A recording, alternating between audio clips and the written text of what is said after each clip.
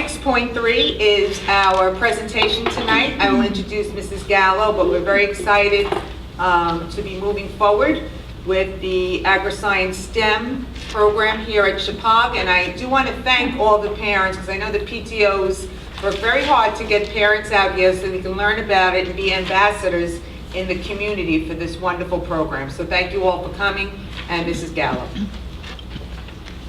A couple board meetings ago, I was able to introduce this concept with my colleague, Mr. Davenport, who really is behind the idea to provide the 20th Agriscience session program in Connecticut, which would be Chippewa. There are some questions that are out in the community. I've received very positive feedback from parents that have been in attendance. As a matter of fact, most have been very, very excited. But there are some questions. Basically, the purpose of tonight is for Mr. Davenport to tell you what it's like to be a part of an Agriscience program, as he's been the director at Nonawag for many years.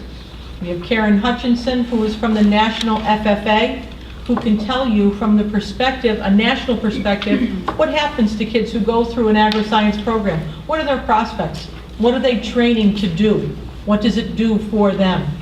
We have two Nonawag graduates who will briefly tell you about their experience as having been a part of the Agriscience program. And I'm also very pleased to say that Art O'Neill is in our presence this evening to lend his support to these programs. Mr. O'Neill has been a part of this for many years, being in these towns, and he understands the value of this program.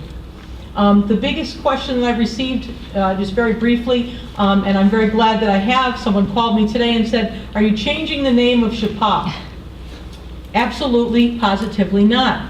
While the Agriscience program will be a very important program here at Chippewa, it's no more than would I change the name to Chippewa Music Program because we saw such a wonderful presentation. But I understand that all of our parents and all of our students want to continue to be a part of Chippewa.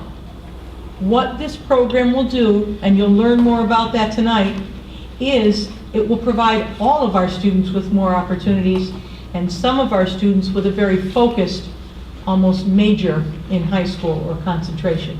So without further ado, the most important person here, the brainchild behind this, the man who sat at a soccer game and came up with a dream, and I was very fortunate that he was able to pass that dream on to me, Mr. Bill Davenport. You're welcome. By far not the most important person in this room. Okay, so basically I just want to quickly draw your attention to the packets I gave you. I'll just quickly say what they are and then you'll hear more in a minute. The first is just a brochure explaining the FFA program and the entire Agriscience program at Nonawag. This is put together by a class of students and we use that as a little bit of promo. A letter from Senator Kane, and I'm so glad that Representative O'Neill came and he can speak for himself tonight, but Senator Kane said that he was hoping to be here. It might be a little late, but he sent a letter ahead of time. It's in there for you. A color map that you'll see on there of how our 23 towns would be divided to a western and an eastern side, just for your information. Brochure that our regional advisory committee put together for us on our SAE work experience components, just to learn more about that part of the program. A sample list of graduates from the program over the years, and this is only a few, there's a million of them, and what they're doing across the country. And the last piece is the actual PowerPoint that I'm going to do, and I'm not going to read it, I'm just going to go through very quickly, focus on the pictures, and you have all the information here if you need any more. And then the last thing is an application, because as you know, students apply to the program, and just give you an idea of what kids have to do to get into the program, and we're hoping to solve the problem that we're saying no to too many in the future with this program. First of all, the PowerPoint, my purpose tonight is really to just share with you the success we've had at Woodbury and what an Agriscience program does for a school, for a community, and for the students most importantly. And just give you some background knowledge, because basically the Chippewa program will be as good, if not better, than our program in the future if we can get this all together. But this will give you an idea of the components of an Agriscience program, and there are 19 across the state, and you'll be the 20th. So you just go ahead and I'll go ahead and next one. Ours Started in 1920, was the first one in the state and one of the first in the country. In 1917, actually, two Congressmen, Smith and Hughes, came up and said, food is important, agriculture is important to our country, we better teach it in high school. So it started in 1917. We were one of the first ones in the country to actually organize, and it started off with 6 boys who lived in Woodbury, who lived on farms, who wanted to learn more about farming to go help their dad on the farm afterwards, okay? Became regional in the early 60s because there were about 40 high schools that had a little program, New Milford, Woodbury, Newtown, in this area and across the state, and they decided smartly, wisely, to make them the first magnet schools. And I'll use that term because it makes me angry that they don't recognize them as magnet schools when we came up with the idea, bringing kids together from all different schools to a common interest for a career path, etc. So that happened in the early 60s, so that's when Woodbury became the regional program for these 23 towns. And then in 1988, they changed the name from vocational agriculture to agri-science and technology, or agricultural education, nationwide, because the words vocational to some people means that kids cannot have the choice to go on to college. And 80% of our kids go on to college, and it was just an update for the name, okay? And we now have 335 kids, and it's interesting, we have 75% of them are girls, so it started 6 boys, now the other way. I keep threatening that next year I'm just going to recruit boys so we can start balancing it off, but probably wouldn't go over too well. Of those 335, we have 5 that live on a farm, an operating farm. So it gives you, again, people have this misperception, there's all these farms, there's not a lot of farms, but there are so many other areas, and people still eat, so they need to learn this. But really only 5, their parents make a living off of that as their primary income. So that's something a lot of people don't realize. A lot of these kids love that, want to be a part of it, just haven't had any exposure to it. And then we have all the other areas we'll talk about. 80% go on to 2 or 4-year college programs. Not that that's the only thing that they need to do, because firm believer of college isn't for everybody, and there are a lot of successful kids who are 21 years old, owning their own landscaping business, doing great, and they just went to some night classes for business. So it's the best thing is we train kids for either or both options. 5-year graduate surveys we've done since 1993. Over 65% of the grads who respond are in the ag fields, which I think is a pretty impressive number. That 2/3 of them end up after 5 years in the industry. Okay. And the basic model of all these agri-science programs are, it's the 3-circle model, 3 components. It's the classroom instruction, hands-on instruction, applied learning, lab type stuff.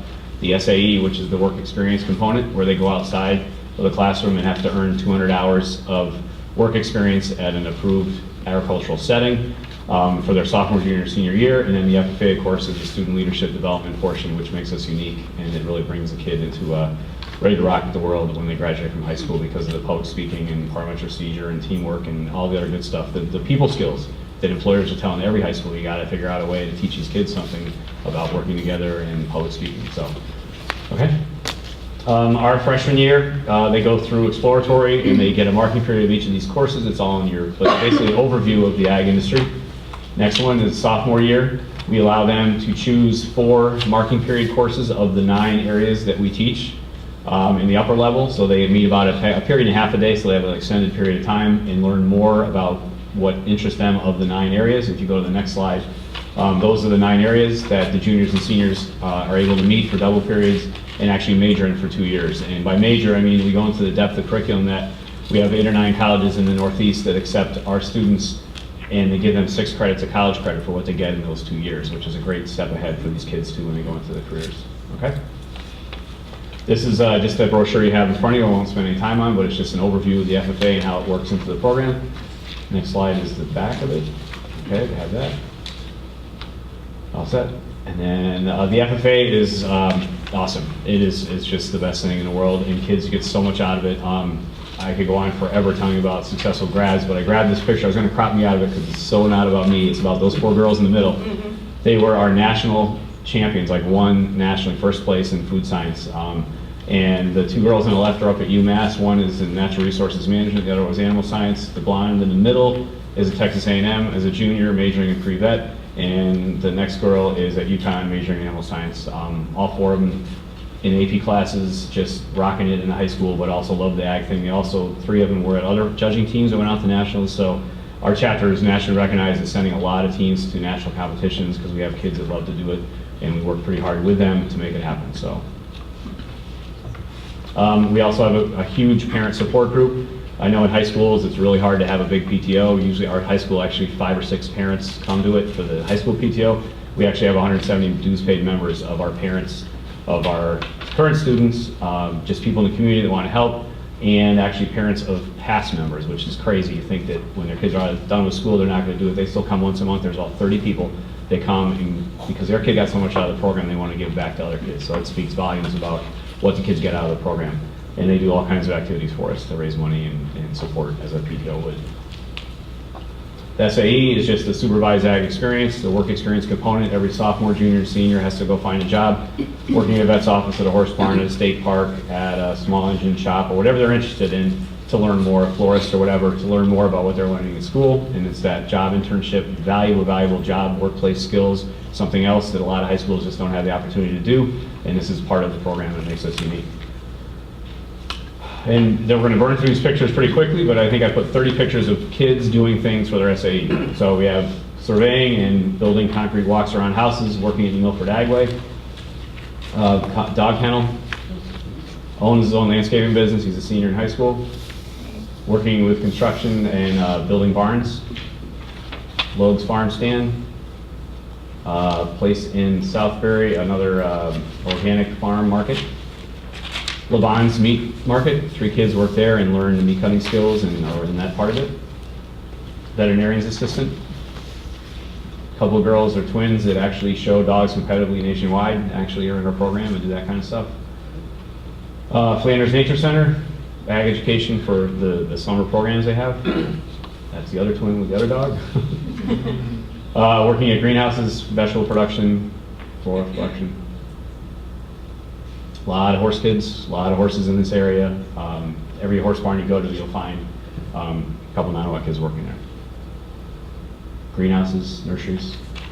Little Britches, therapeutic riding, big popularity. A lot of kids are doing it, and a lot of our students absolutely love helping those kids learn about horses, and it's really rewarding for them. They volunteer there. Our school garden, we have a 200 by 40 foot area where our students work, and we produce food and donate to food banks, and also when we have enough, we actually serve our lettuce and some of our vegetables in the cafeteria. Again, horseback riding and training. Again, another one. Fruit production, alpacas, kennel, Ansonia Nature Center, another kennel, a lot of kennels around too. Taxidermy shop, I mean there's a lot of places around, it's all related to natural resources, forestry. And then for the River Audubon Society down in Southbury, water quality testing and whatnot in the environment. Another vet, and horse, I think that's the last one. So I thought pictures are more fun than the words. You have the words in front of you. So the advisory committee, which is very important. Every ag center has to have a regional advisory committee where we have at least 2 people from each town that send students to us who work in the ag industry. They keep us updated. They help us with curriculum changes. They help us with equipment grants. They help us place students. Many of them hire our students for the SAE, so they're our link to the industry. And again, it's something a lot of high schools, there's just no real link to what's really going on out there. And I think it's awesome that we have that because that group helps us immensely.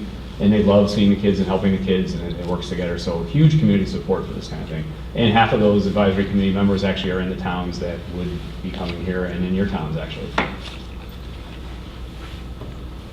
Application process, I gave the application, I go out in September and go to the 23 schools, do a presentation. Late October is our open house, 8th grade open house, and then we have applications due in December and acceptance letters go out February 1st. And we look for grades in line with their ability. Demonstrated interest is the key. Behavior and attendance we look at, we get them to have an adult letter recommendation, a teacher recommendation, and then their personal essay that they do. So it's a pretty involved, 13-year-olds getting interviewed. I'm the guy that goes in there and they're looking at me and they're all red in the face and they're all nervous and they realize I'm okay and I'm a nice guy and they do a great job. It's really pretty impressive to see them. We do have review students. It's a privilege to get into the program and they have to know that they need to pass all their classes, do well in ag, do the SAE project that they need to do, behave, and be there for attendance. So those 5 criteria, we review everybody. If they're failing 1 or more classes, they're on probation, end of the year if they don't correct it. If they can't correct it in summer school, then they're asked to go back to their school. So we have standards and they rise to them and go above them, which is great. Added benefits to just be thinking about what Chippewa could happen here is you guys have 8th, 7th, and 8th grades right here. What a great exploration type course, they could take a marking period of it and just kind of learn what's out there. We'd love to do that in Woodbury, but our middle school is down the road, so it doesn't work. I know Womogo and Northwestern both have that opportunity, and they do reach out to the middle schools as exploratory programs. Senior projects, you guys, Chippewa is known as you guys are the first, I think, to really do an awesome job at the senior projects for years before they even thought about them. And hats off to you guys for doing that. We're trying to figure it out in Nonawak, but I just thought of so many applications for a cool senior project that these kids would love to do once this all happens. It just gives them more opportunity to do something right here at school-based. Farm to table is a huge thing. It could be something that could happen. Landscaping class maintains the school grounds. Every time I drive in here, I see that side hill when you drive in. I'm like, I can totally see Chippewa High School spelled out with shrubs and a really cool, there's a lot of landscaping that could happen, and our students do that kind of stuff around our school. The next slide, I think, shows you. This is just yesterday or 2 days ago I took these pictures, but it looks nicer in better weather, but the wall on the left was built completely by students in the landscaping class, and the patio on the right. Just little enhancements of the school. They're learning how to do it. They're going to go on to the industry and do that. You might as well learn and have something benefit from it. And the nice thing is they have a lot of pride in those projects, so kids don't trash them, and they just know the kids did it, and it's our school, we made it nice, and it's just a great thing. Also, our we go to the floriculture right now, a lot of holiday sales. We have those throughout the year, so you bring community in buying stuff, they get into the school. Next slide, I think, is our local food production class. These are our hydroponic greenhouse. These are tables where we grow basil, lettuce, all kinds of stuff, and when we have enough, the cafeteria uses it. We also sell it to a couple Carol Pecks. And Woodbury has bought some to support the school and just help the kids understand that there's an end result to it. Aquaponics, our brand new course. It's kind of hard to see, but the left picture, that's all lettuce grown, and the fish tank is to the left of it. So it's a completely sustainable operation where the fish waste water fertilizes the plants, so you're making vegetables out of that. In the middle, you can see there's 3 different types. And students have built that little network of PVC pipe, but you can't see closely if you look. There's a little plant every 6 inches in it. And then the other side is just another overview of it. But that's something that's getting bigger and bigger in the industry as well. And we have an adult ed program throughout the year. We have floor arranging, we have sausage making, welding, probably 30 different things that people come at night, pay $15 for a 2-hour class, which is a steal when you compare it to other places. Welding fills up in 10 minutes. We could do that every night of the year and never satisfy the need. People love to learn that. So that's another opportunity that you can get community involved with it. Applications right now, we have 119 for next year so far, a few more coming in, and of those 119, there are 47 applications from the towns that would come to you eventually. So it gives you an idea of, without even existing, there are that many kids in these towns, and I guarantee it could go way higher once something happens. There's 47 freshmen for next year if you were operating right now, coming into the program. A little bit of a decrease in the last 4 or 5 years because truly kids are figuring out it's hard to get in. So I'm not going to bother, you know what I mean? I don't think I have enough interest or demonstrate interest, so they don't. And I know that once they knew that there is more opportunity, you'll have numbers rise as well. Okay? All right, this is the map I gave you. And if you would click to the next one. Now, first of all, this one, all the gray areas, those are the 19 regional centers right now. Those 18 plus us right in the middle. And if you look at the map, pretty much every area that has a lot of population in it is pretty well covered. Up in the northeastern corner, not a lot of people, so that's pretty covered by them. Down in the very central Killingworth, Deep River area, not a lot of population. It looks like there's a big need for one there, but really they can travel the other ones. Our area with Danbury and New Fairfield and Bethel and Newtown, I mean, there's a lot of population for 23 towns to go to one school.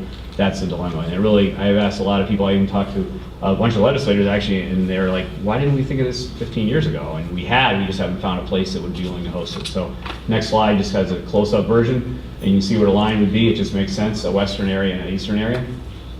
And the last is the copy of the graduates, and I have 2 lovely young ladies who agreed to come here. Just give a couple minutes of their background and what they got out of the program, and they're from Brookfield and Danbury, 2 towns that would end up coming here. So I'd like to introduce Stefan Leko and then Jen and Nicole right after. Thank you. Hi, I'm Stephanie Leko. I'm a 2010 graduate of Nonawag in the FFA and Ag program. I'm from Brookfield, as stated. I went to the same parochial school for 12 years, from 3-year-old pre-K to 8th grade.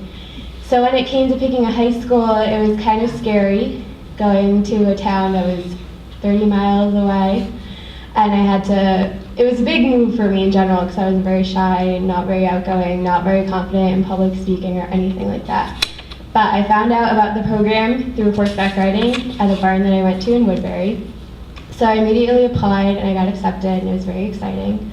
I had to wake up at 4:30 in the morning every day to catch the bus at 5:15, which was insane looking back at it. But it was completely worth it. The program was amazing. All my life before that, I was the singular crazy horse girl in school, totally outcast, not a lot of friends. And as soon as I got to Nonawag, I totally found my niche. I made so many friends. FFA totally changed my life. I immediately got involved in livestock judging and horse judging my freshman year. Sophomore year, I was on the sophomore block officer team, which is a sophomore version of the chapter officer team, and I was secretary.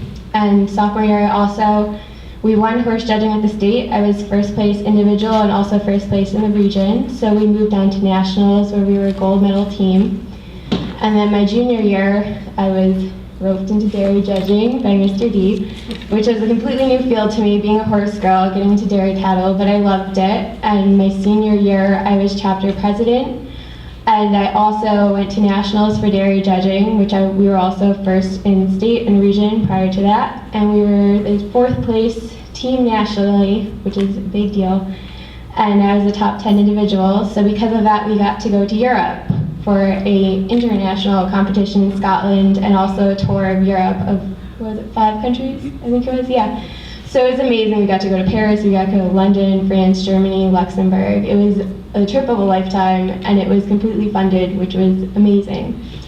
And FFA helped me in so many ways, but it definitely helped me get into college. I graduated from UConn this past May with a degree in animal science with a pre-veterinary focus. I wanted to be a vet for pretty much as long as I can remember, and Nonawag definitely helped me on that path. A lot of the colleges really recognized that I was an FFA, and they were very impressed by it, and I was offered quite a few scholarships specifically based off of my FFA experience. So that was definitely a huge advantage for me, but I ultimately chose UConn, and last year I applied to vet school, which was terrifying. And I applied to 11 schools and got into 4. And this January, I will be starting vet school at Ross University School of Veterinary Medicine on St. Kitts in the Caribbean. I'm moving there a week from Saturday. So it's a huge step, but it's very exciting. And it all started back in the ag program where I really found myself, and I really kind of figured out how to get on the track to get to where I wanted to be. So definitely an amazing program. Thank you.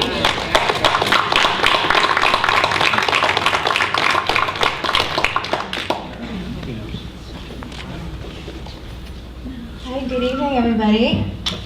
I'm Jenna Nickel. I'm from Danbury. I'm a 2003 graduate of Nonawag, and I actually sit on the advisory committee for Nonawag High School right now. So if you guys do have a program, you're probably going to end up poaching me to sit on your advisory committee, if Mr. D allows it. Anyway, coming from Danbury was a huge obstacle for me. I grew up in Danbury, and I'm talking about like the far side of Danbury. So I was on the Reading Ridgefield border, and I had a love for animals, and I wanted to be a veterinarian like every little girl did. So I found out about Nonawag High School and decided to apply there. Amazingly, I got in, and I did the 4:30 in the morning bus ride, or 4:30 in the morning wake-up call with a 5:15, 5:30 bus ride every day. Some days it took us 2 hours to get to school, 2 hours to get home. But it was worth every minute of sitting on that bus. The education that I received at Nonawag surpasses any other education I could have gotten at any other school. And I'm not just talking about the core curriculum, I'm talking about the agricultural curriculum. It has shaped and honed my skills not only to do everyday tasks and critically think and to analyze problems and figure out what's the best solution in the situation, but it has given me the skill set to do things that people my age haven't done or haven't even considered thinking about doing it. Now I'm almost 30, and compared to my classmates and my colleagues from UConn when I went to school there, they're not anywhere near where I was or where I am currently, and I really credit that to the program. Nonawag High School, with the 3 rings of curriculum, and FFA and SAE. Those 3 rings influenced me every single day. The supervised agricultural experience, I worked on a small dairy farm in Reading, Connecticut, and coming from Danbury to work on a dairy farm was insane. I was not a dairy girl whatsoever. I didn't want to get covered in manure. I didn't like cows. But let me tell you, after doing my first 200 hours there, I was sold. This program, the FFA, the SAE, really made me realize my passion for agriculture and agricultural production. I love cows. I couldn't wait to get up in the morning at 4:30 to go milk cows all morning. And if I could, I would have gone during the week, during the school hours, but my parents were like, no, you're crazy. You've got soccer after school. There's no way you're getting up at 4:30 to milk cows, then go to school, then do soccer. So it was that program combined with the FFA. Now the FFA, I didn't really get too involved in it until I was a junior. And it was because of Mr. Davenport's encouragement that I joined my first career development event, which was dairy products judging. And I think he knew that I liked cheese, and that was going to be one way to kind of get me into the FFA, because part of that program was identifying different cheeses and taste testing them, and also looking at dairy equipment that you would use in a dairy plant. So I did the career development event. I don't think we won at states, but we did well. And that was my first kind of taste of it. And I said, you know what, this FFA stuff is kind of cool, actually. So I joined dairy judging. I joined agricultural business management. I went to nationals a couple times. And to go to nationals and be surrounded by 300,000 back in my time. It's how many? 50,000. 50,000. It was 30,000 when I was back there 10 years ago, so it's about 50,000 now. But to be surrounded with peers, 30,000 of your colleagues and your peers, fellow students who share the same passion as you do, is amazing. Where else do you find that? There's no national soccer convention where you can go and be surrounded by 30,000 of your fellow soccer teammates, and you guys don't all share the same passion. Maybe soccer you do. But going to the FFA convention is life-changing. It's amazing. So I went a few times, and one of the last times I was able to go, I was going to go for dairy judging, which was really exciting because I'm a Danbury girl, never had any experience with dairy cows, and our team won states. I placed 3rd on the team in the state. We won the regional competition, and we were going to nationals. But Mr. D called me up, and he said, you need to make a decision. And I said, what are you talking about? Well, my SAE, my proficiency, won states, which I knew about, but it was also awarded as one of the national finalists for the proficiency competition in the area of diversified livestock production, which is insane for a Connecticut student working on a small dairy farm with 10 cows to go up against states like Wisconsin and South Dakota, who the fellow students I was competing against had 300 head of cattle, 400 head of beef. To be able to stand next to those students on a national platform at a national convention and walk away with a plaque saying, I did it, is amazing. And you can have students like that at your school. And you have them already. They just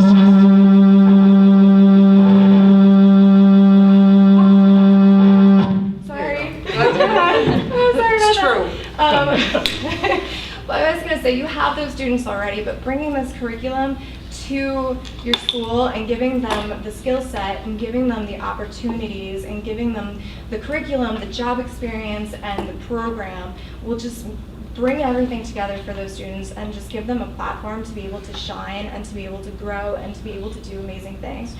Now, today, I went to UConn for animal science. I graduated in 2007, and I can just say that I have a dual bachelor's in animal science and agricultural economics with a minor in dairy science. The dairy science minor, I'm glad my parents aren't here, but that was a waste of money because I got all that education at Ottawa. So it was really just more going through work so I can get the minor to put on my resume. But that's what the school does. And before, when I was at Nanawa, they didn't have the credits. But it just shows that the curriculum that they're teaching is college level, even 10 years ago when I was at the school. They're cutting edge, they know what industry's doing, and I can tell you that today because I work for the state of Connecticut. I am a food inspector with the Department of Consumer Protection. I've been there under a year, and already I've been recruited by the Federal Drug Administration. So it's pretty exciting, and the most important thing for me to tell you is that this program is not just about cows and sheep and chickens.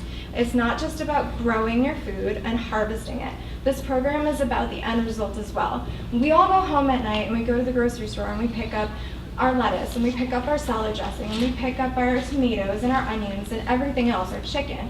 That is harvested somewhere, but it's also processed somewhere. So you go home and you make your dinner. What are you doing? You're doing something with agriculture. Agriculture is in every single moment of your life. And it's so important. And so my job, I'm a regulatory official, making sure that the end product, the manufacturing and the processing, that everybody is doing good manufacturing processing. And that starts with the harvesting and it ends with the food on your plate at night. So that's it. Thank you. Thank you.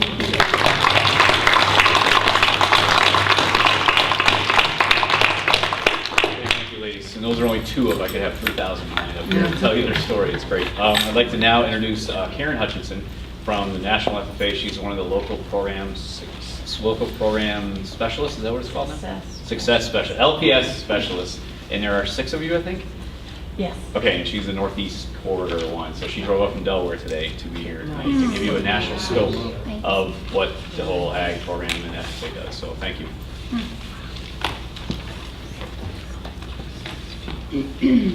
Thank you so much for having me here tonight. It is so exciting. A little bit about my background. I've been involved with ag education for 35 years. I actually just retired from the state of Delaware as the state FFA advisor. I did that for 22 years. I taught ag for 13, and thought, well, what am I going to do in retirement? Ag ed. So I went to work for National FFA full time, and I do serve as the Northeast Region Local Program Success Person, and I do it because I love the organization, I love ag education, and I truly believe in how important agriculture is. So that's why I'm here. And if I could speak on the value of ag education in middle schools and high schools every night, I would do it. I truly, truly believe in it. The national organization, a couple of the other pieces of information you have are ones that I left under what Bill left.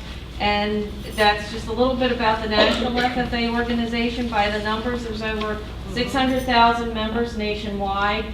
Again, a small percentage coming off production agriculture farms. What we like to say is that everything starts there, though. No matter what our students are involved in, it has some tie back to that production agriculture.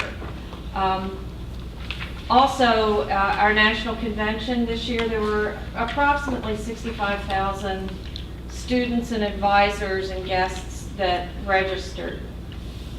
It's really exciting to be a part of the national organization. There also is an overview and again a little bit of a picture of the three-circle model, a little bit of history of FFA. But FFA is a piece of that three-circle model, or three-component model that Bill talked about.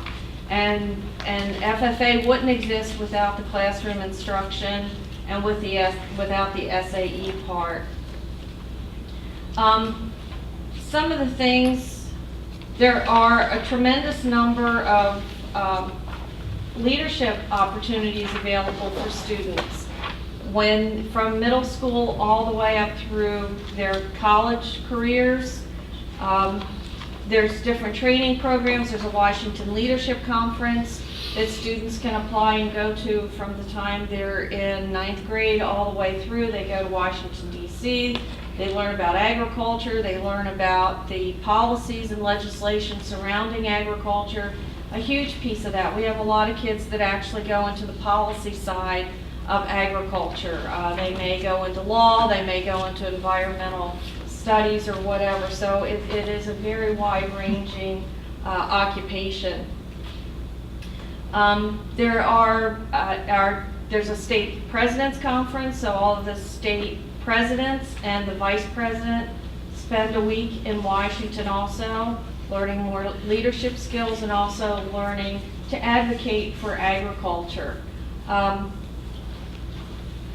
One of the things that most impresses me about the organization and why I chose to continue working in it even after 35 years. I wasn't ready to stop, wasn't ready to give up. It really develops the whole student, the whole person, and what I really liked and saw over my years of being involved in ag education is how involved the students become in the community. They become good citizens of their own community and of the bigger community of the country and of the world. One of the big things that National FFA is involved in right now is agriculture sustainability and feeding the 9 billion people that are expected to populate the planet. And how are we going to do that? And so there are programs like Feeding the World Starting at Home that FFA is very involved in. There's grants that students can apply for that help with these sorts of things. There's also scholarships. We just the scholarship program just opened up for students to apply online for scholarships, and I'm trying, Bill, to look at what the amount is this year. $2.2 million in scholarships available to students involved in agriculture, and they apply through their account online. Everyone who's an FFA member has an account online that they can apply for awards and different things, but that scholarship money is one of the things they can apply for. That scholarship money comes from business and industry. They believe in these students. They want to support these students, and one of the reasons they believe in them and one of the reasons they want to support them is the number of career opportunities that are available. Being from Delaware, one of our big industries is DuPont, and we have been able to work DuPont's a wonderful national sponsor, but they also were a great sponsor within our state. And on many opportunities, I had the privilege of working with and speaking with the president of the crop protection area of DuPont. And he is also on the National Sponsors Board. He keeps saying, every time I see him, he said, we need more ag graduates.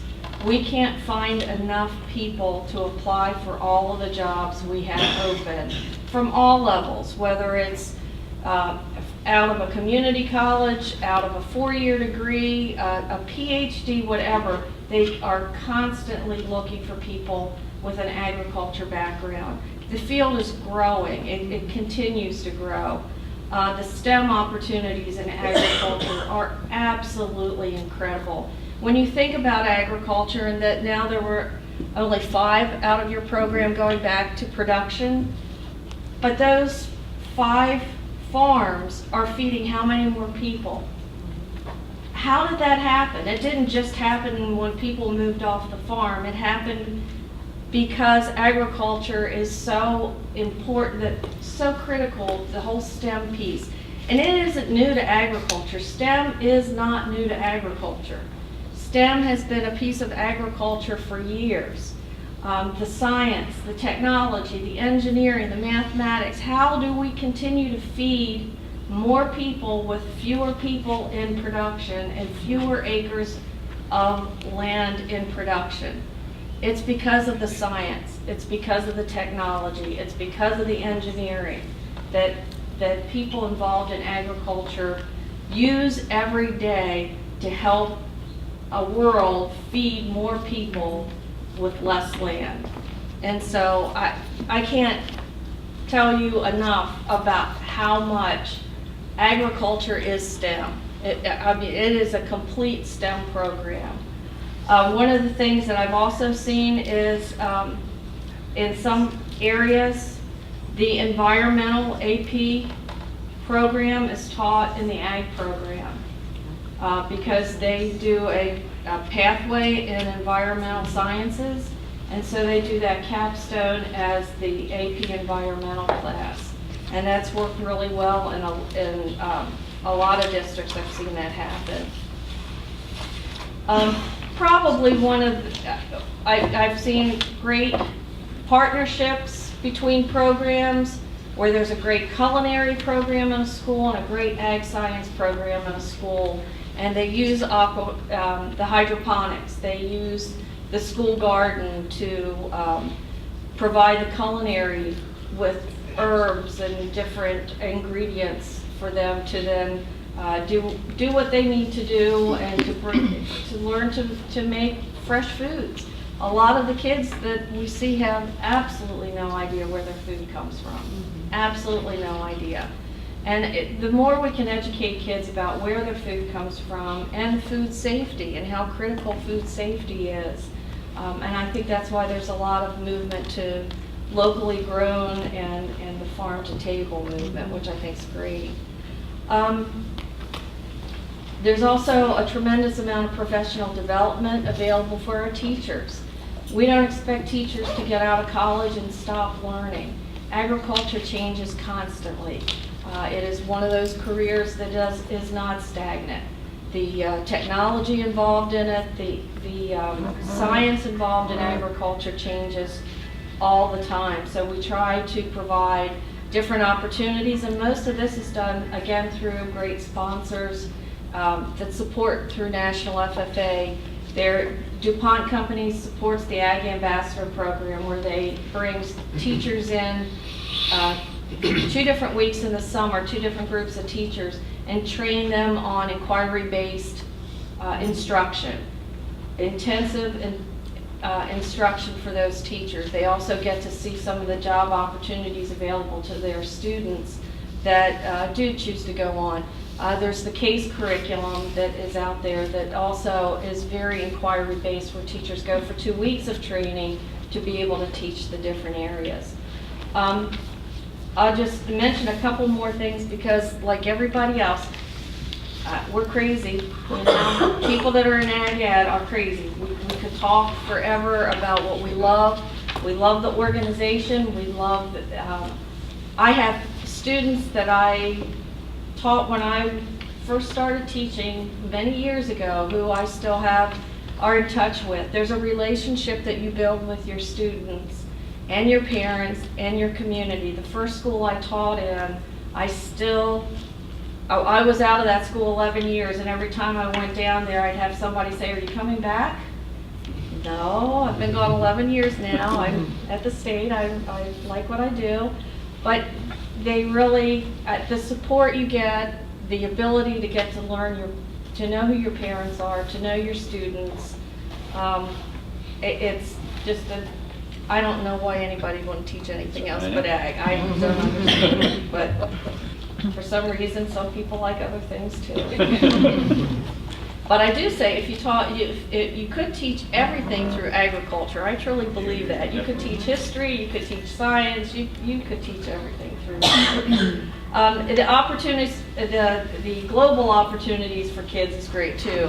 The trips to Europe, the Proficiency Award winners have an opportunity, the finalists, to interview to go to Costa Rica. I've had state officers I had one last year that went to South Africa. What an impact that made on this young man, and I know the impact that these global opportunities have on students is absolutely incredible. Yeah, that's great.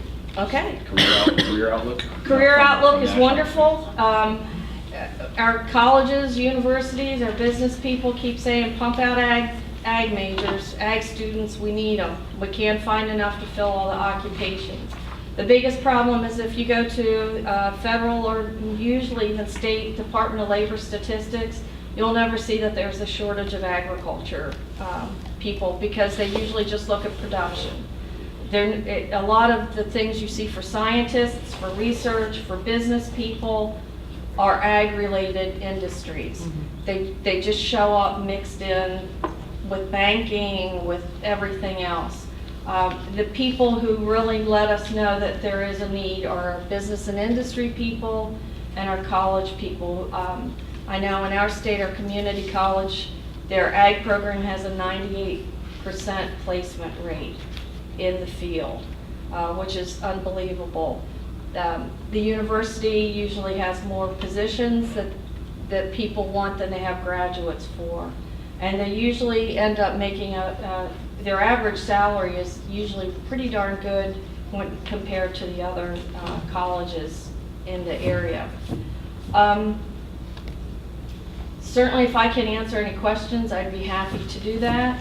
I just get all excited about Ag Ed, and it's a great program for the middle schools in the state that I still live in Delaware, but I'm not working with the state right now, but I know my last few years, our greatest growth was in our middle schools.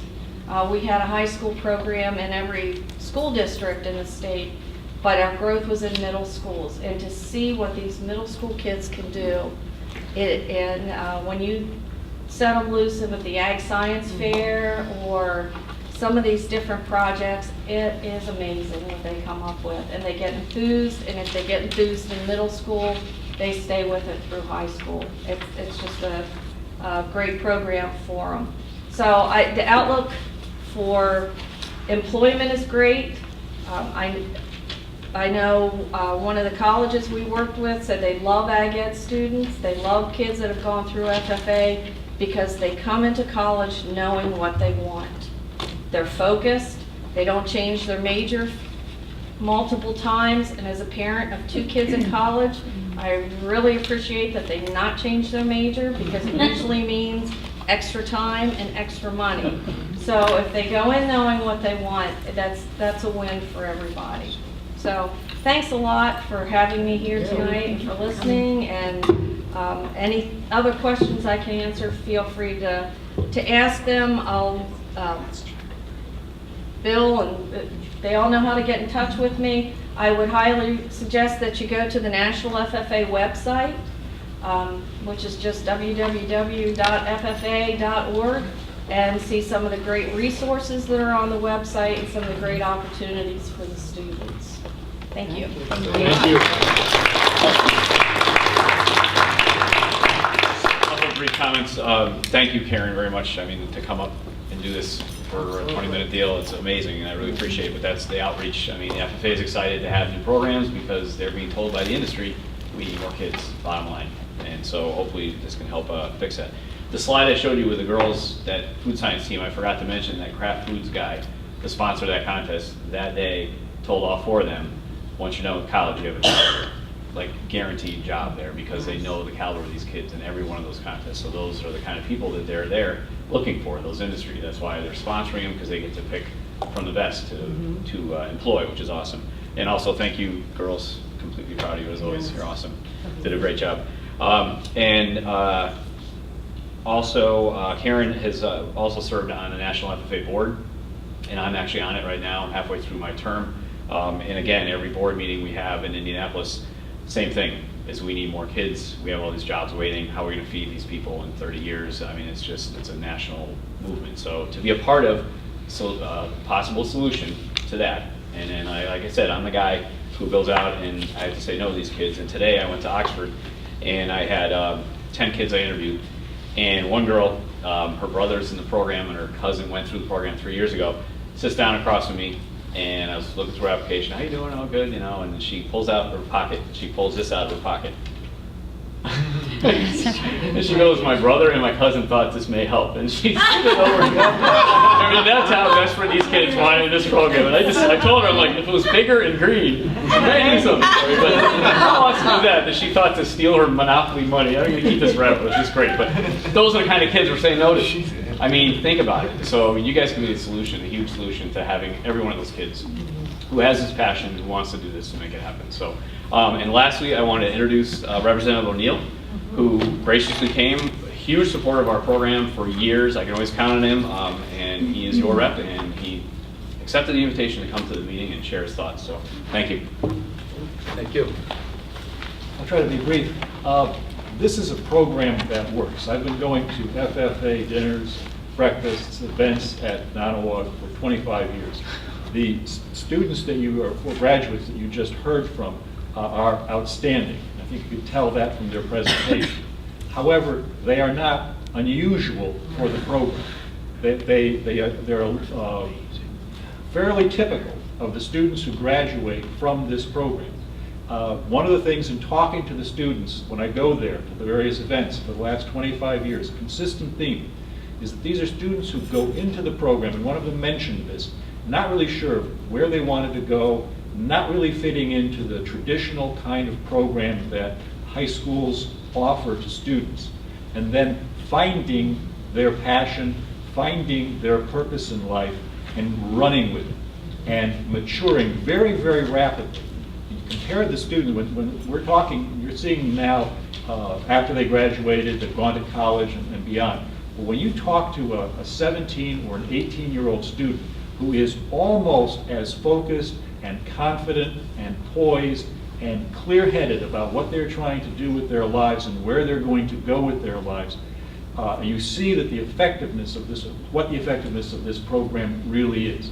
The transformation from 14 years of age or thereabouts to about 17 or 18 years of age is just amazing.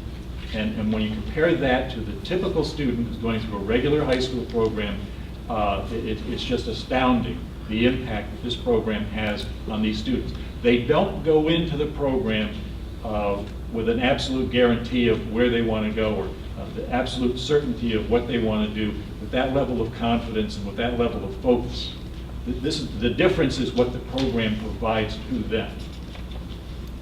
Now, one problem that I foresee that you may have is that, and you've heard a little bit of it, is that you may have to find a way to clone Bill Davenport because he is such an integral part and an important part of the program that they have.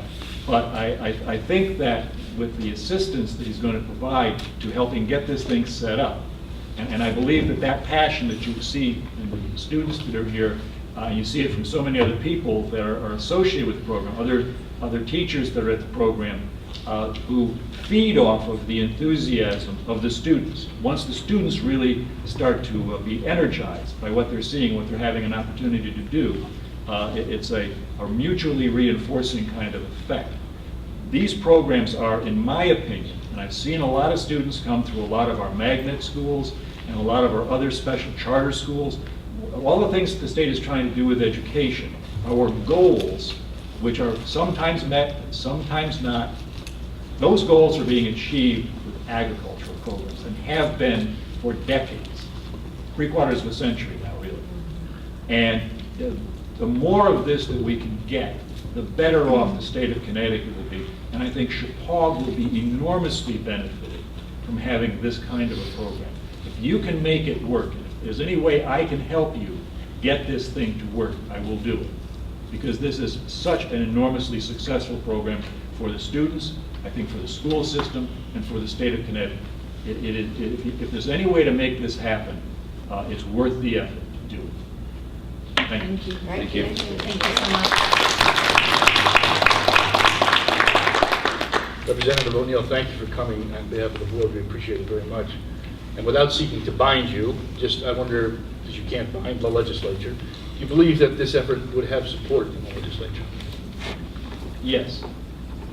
I mean, given the realities, finances being what they are, competition for attention in the legislature being what it is, I cannot guarantee an outcome. Of course. But everybody in the legislature's had contact with agricultural students and understands how much of an impact this kind of a program can make. So if we can make it work, we will. I mean, in the legislature, we've been able to push for improvements to the financing for it, and we can do more along that line.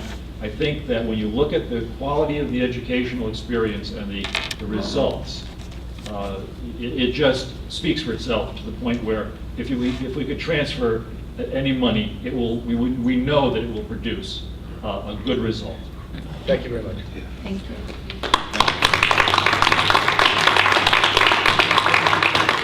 So when are you going to run for governor?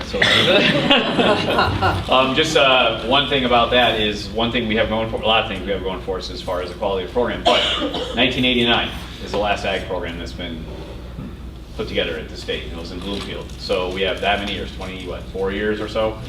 hasn't been one, and my big deal is a great answer to anybody saying, why do we need an ag program? Is, well, every year we have 10 or 15 new magnets, 10 new charters every single year, and we haven't had one since 1989. If you look at that map, this will be the last one. It's not like we're going to add more every year. This is a place that got forgotten about, and we're trying to fix that. So I think that's the biggest thing that we have going with the legislature to hopefully encourage them to support this. And I know the State Board of Ed is already excited. A couple of those members said, so why did you come 10 years ago, kind of thing. So I think they all get it, and I'm really confident that working together with everybody, we can hopefully make it happen. So. Thank you. We'll just close with the same thing that I've said to each group that I've had the honor to speak with about this opportunity, and that is you now become our ambassadors for this program. I want you to remember a few things when you're out in the community. First of all, what I'm excited about, what Bill is excited about, is an educational opportunity, a chance to fulfill a need in the larger educational community, and indeed, while doing so, providing a stable population for this school for years to come. More students to compete with, different opportunities, and everything that Bill and I have been speaking about. We look at ways to combine those ag students with the general population and create educational opportunities for all students because we're doing this. I'm convinced that we will come away from this a stronger school with more rigorous and challenging programs for our students, and frankly, you've heard what it does for them for their futures. So I'm asking each of you that come to these events, and I'm certainly asking the board, to be ambassadors for what we're trying to do. It's more than just a simple opportunity. It is a broad spectrum of opportunities for our kids that we're able to create together. As an educator, I have to tell you, it doesn't get any better than this. To be able to create this kind of a program, to be able to do this type of a service for our students, I'm very excited. I'm very excited with the number of people that I see coming to each of our events, and I truly, truly appreciate everything that's been done this evening by all of you to help me to make this a reality for Chappaqua. Thank you. Thank you.